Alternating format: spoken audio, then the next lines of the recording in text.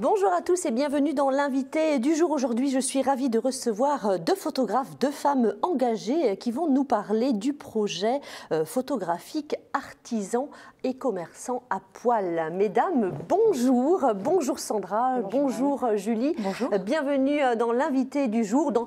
Là, vous êtes mes invités du jour, évidemment.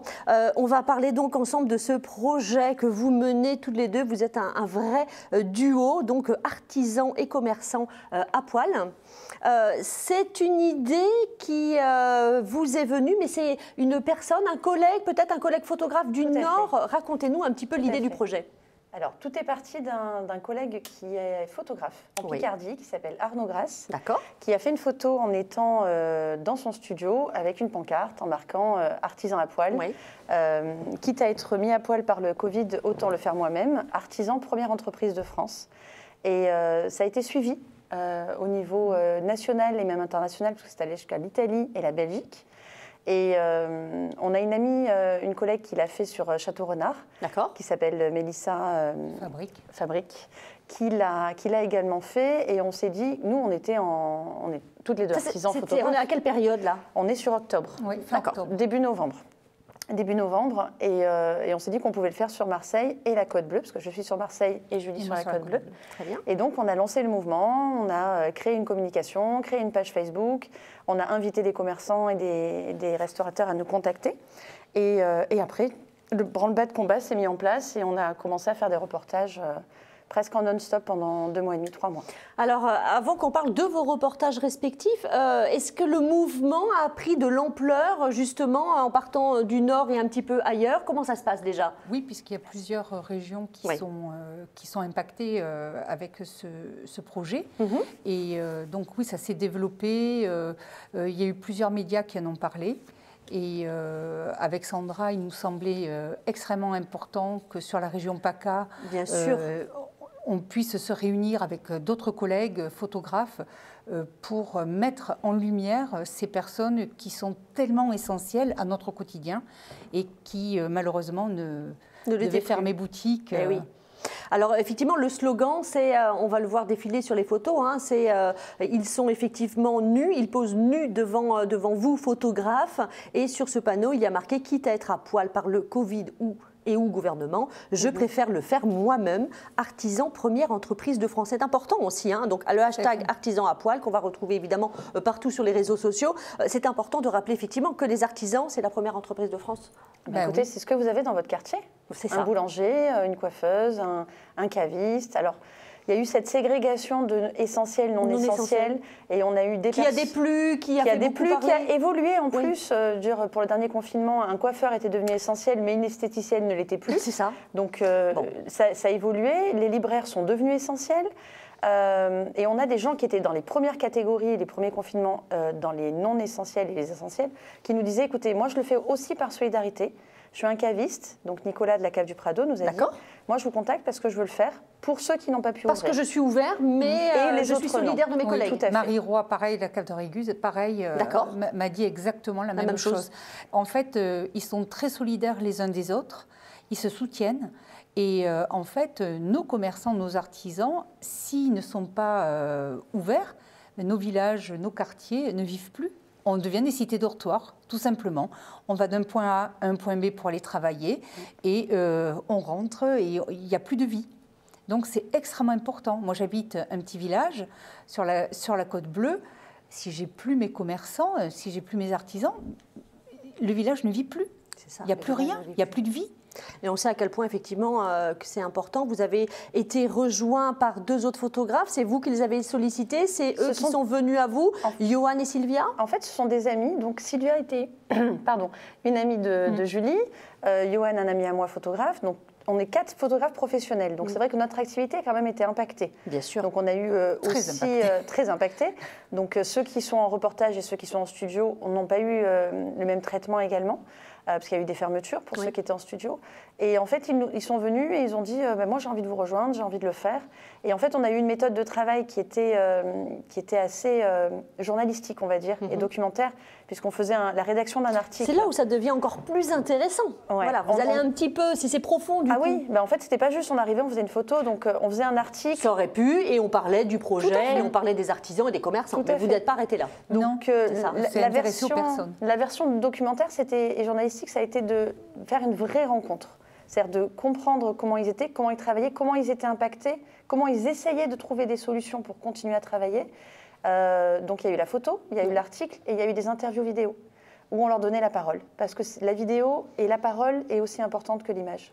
Qu'est-ce qu'il en est ressorti, justement ?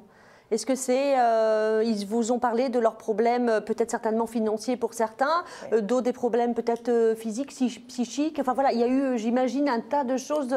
Et selon les personnes que vous avez rencontrées, vous quatre. Alors pour vous donner un exemple, Déborah qui a la pizzeria, qui est la pizza David à côté de la statue David, me disait « Je travaille 14 heures pour faire ce que je faisais en 7 heures avant ».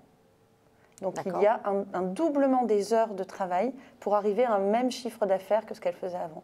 C'est juste énorme. Il y a des situations de fermeture de restaurants, il y en a d'autres qui ont fait des travaux parce qu'il y a eu des aides, mais il y a eu ceux qui se sont lancés dans des business comme Elodie qui a ouvert The Square, qui est une salle de sport et de coaching dans le 5e à Marseille. Elle venait à peine d'ouvrir, ça faisait 1 an et demi. Vita Liberté à Saucé-les-Pins, pareil. Et exactement pareil, ça faisait 1 mois ou 2 mois. Et là, ils sont coupés dans leur élan en termes de lancement d'une activité. Une activité, ça demande beaucoup d'énergie et de temps. Et d'argent, bien sûr. Et de moyens financiers. Et ils ne peuvent plus travailler. Je veux dire, depuis fin septembre de l'année dernière, ils ne peuvent pas travailler. Les salles de sport ne peuvent plus travailler. Donc c'est encore une actualité. Même si nous, on a arrêté, on a repris notre boulot plus ou moins, il y en a certains qui sont encore fermés. Alors c'est important de dire aussi que vous venez photographier ces artisans, ces commerçants. Les portraits sont gratuits, vous donnez de votre temps, vous également. Complètement. C'est important, c'est une démarche solidaire. Bien sûr.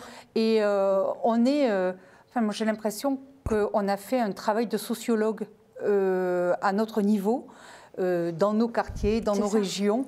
Et je trouve que c'est très important parce que c'est quelque chose qui restera.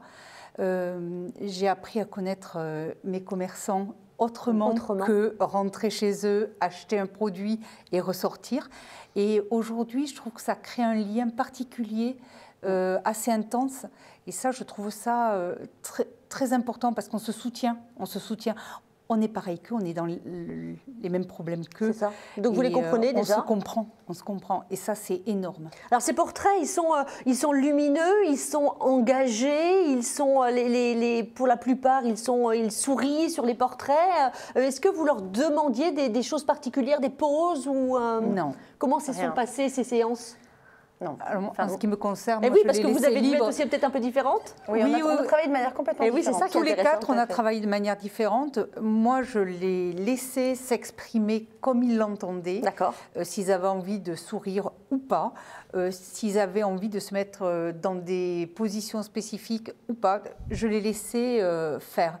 Il y en a qui l'ont fait avec humour, il y en a qui l'ont fait avec beaucoup plus de gravité, de sérieux. Et j'ai rendu une photo brute.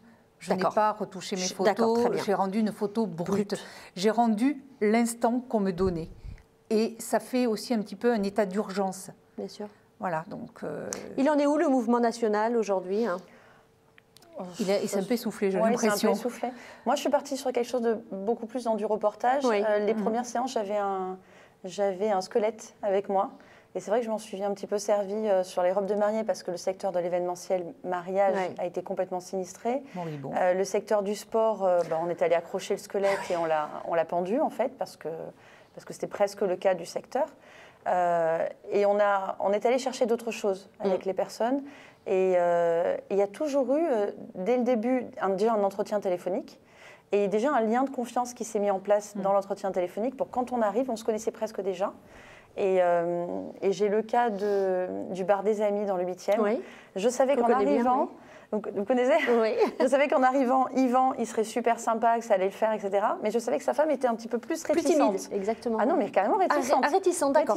Donc ça, c'est intéressant. C'était peut-être un de mes premiers reportages. Donc je suis arrivée, je leur ai dit, j'ai montré un peu les photos que je faisais à son épouse et je lui ai dit, écoutez, discutez-en tous les deux. On peut ne pas faire la photo, c'est pas un souci. De toute façon, moi, c'est pour vous donner de la visibilité, vous écouter et faire entendre votre voix.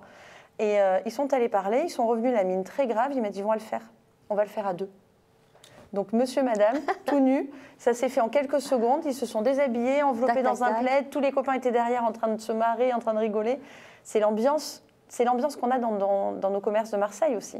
C'est quelque chose de très chaleureux, avec de la solidarité, avec de la convivialité. Un véritable accueil. Et c'est ce qu'on a retrouvé là. Qu'est-ce que vous attendez maintenant de ces portraits? Et qu'est-ce que attendent également les artisans, les commerçants que vous avez photographiés? Alors, eux, je ne sais pas s'ils attendent quelque chose. Non. Nous, on aimerait... Une expo, quelque chose peut-être, quelque chose de... Alors, nous, on aimerait du mécénat pour pouvoir mettre en image ces personnes-là qui sont si importantes, je le répète, pour nos villes et nos villages, et pour pouvoir les mettre en avant et faire une exposition, ou alors qu'une entreprise puisse racheter ces photos, voilà. Oui, que ce ne soit pas, effectivement, c'est ce qu'on vit, la crise sanitaire, c'est tellement particulier. Et ça dure. Ça dure, voilà, on ne sait pas quand on va s'en sortir vraiment. Les gens sont épuisés. Donc voilà, il est important de marquer peut-être dans le temps et de garder une trace, c'est ça que vous voulez dire. L'idéal pour nous aurait été d'avoir une exposition de rue. D'accord. Sur des grilles. Oui. Alors, je ne vous cache pas qu'on a fait 2 mois de démarche, que notre projet a été bien accepté, mais le terme gouvernement dans nos panneaux a posé problème, ou que la nudité a posé problème, parce qu'exposer de la nudité dans la rue, même si elle est quand même parfois peu montrée, mais parfois un peu plus montrée, ça dépendait des photographes qui avaient pris les photos et les clichés. Nous, ce qu'on aimerait, c'est faire une exposition plus de rue, sur des grilles. Qui interpelle encore. Qui interpelle encore, parce que c'est encore d'actualité. Bien sûr. Même si nous, on a plus ou moins arrêté, c'est encore d'actualité. On a des possibilités d'exposition. Après, nous, on n'a pas forcément les moyens, nous 4, de faire les tirages, parce que c'est quelque chose qui coûte cher. Donc, si une entreprise nous suit, on serait partante. On peut encore... On lance un appel. On lance ça, exactement. À bon entendeur. À bon entendeur, c'est ce que j'allais vous dire. Voilà, on peut rejoindre le mouvement comme on le souhaite, évidemment, sur votre page Facebook qui s'est affichée artisan, commerçant, évidemment, artisan à poil. Voilà, on n'hésite pas. Merci beaucoup d'être venu sur le plateau de l'invité du jour pour nous présenter ce projet qui est si important. Merci. À très bientôt. À très bientôt. Merci beaucoup. Je vous souhaite quant à vous une excellente soirée. Prenez soin de vous. À la semaine prochaine.